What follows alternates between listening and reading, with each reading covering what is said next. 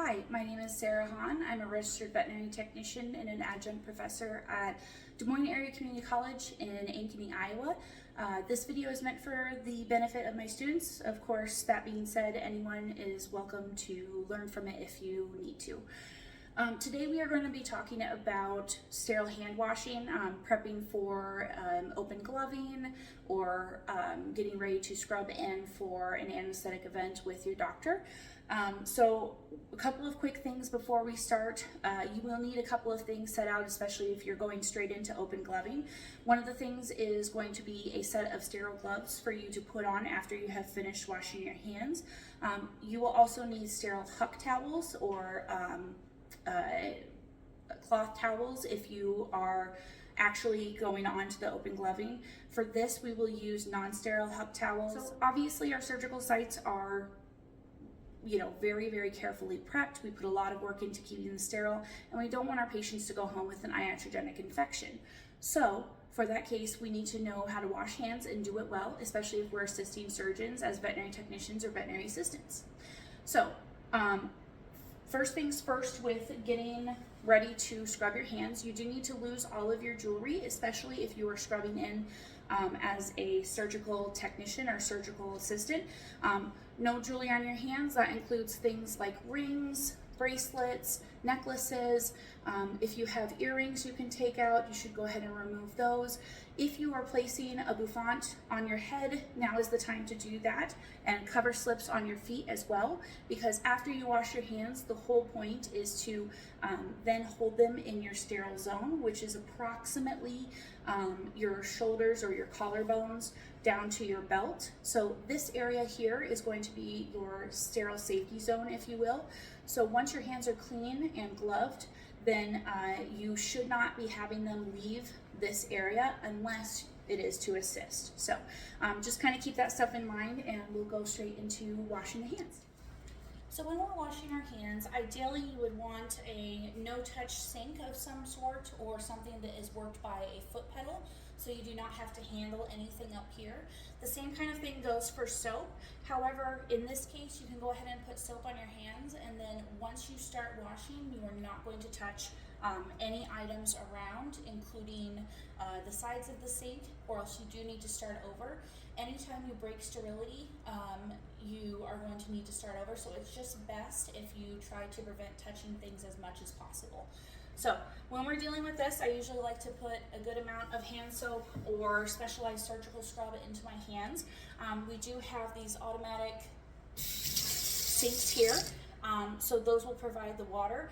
And then the idea behind it is to scrub from the cleanest point, which will be your fingers, down to the dirtiest point, which will be your elbow. And we're going to try and keep this entire area clean. However, we are going to also wash from here to here, so that if any water runs off, which it will, it should come from your elbows. We're also going to focus mostly on our fingers and hands because we are using those. So get some water here. The idea between washing your hands for our surgical scrub is to spend time washing the hands themselves and the fingers for approximately 2 minutes. What you're doing is you are trying to wash every surface of the finger and make sure that you are getting it as clean as absolutely possible. So, as you probably noticed, I made sure that I spread it all over my hands. I can always add more water since I have the no touch here. But the idea is to make sure that I get all these fingers clean. I'm making sure I'm getting in between the webbing here.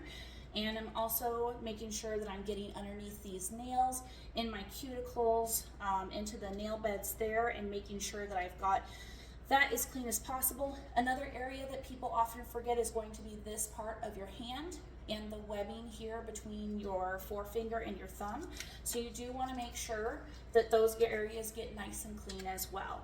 So again, scrubbing all sides of your fingers, each finger at a time, making sure that you get special attention paid to these cuticles and nails.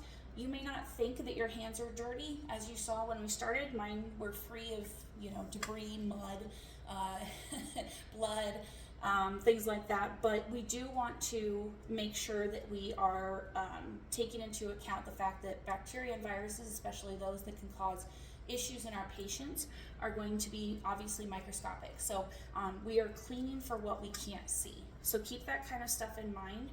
It is very important to make sure that we are being safe for our patients. So now that I've got my hands pretty clean, and again, you want to do this for about 2 minutes. The entire hand washing process should take about 5 minutes, give or take. Shoot for 5 minutes so that you can make sure that you are doing as much as possible. So again, really making sure that I get all of this area here. Obviously, there are less nooks and crannies on my forearm, so it's more about focusing again on that clean part and then moving to dirtiest.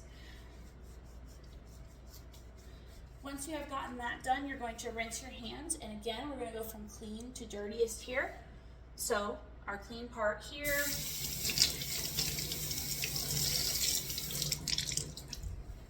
and the idea is to just let it drip off of the hand here. So again, see if I can get this here. There we go.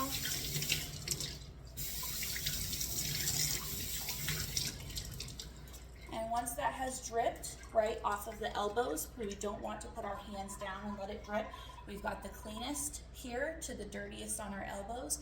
And then that's when we use one huck towel to dry per hand. So in this case, if I was opening a sterile huck towel, I would go ahead and open that up and then use one towel for each hand. And then once I had dried them, I would just drop them onto the ground or into a basket that is nearby to make sure that I am not risking the cleanliness of these hands. Then once they were dry, I would go ahead and put on my open gloving.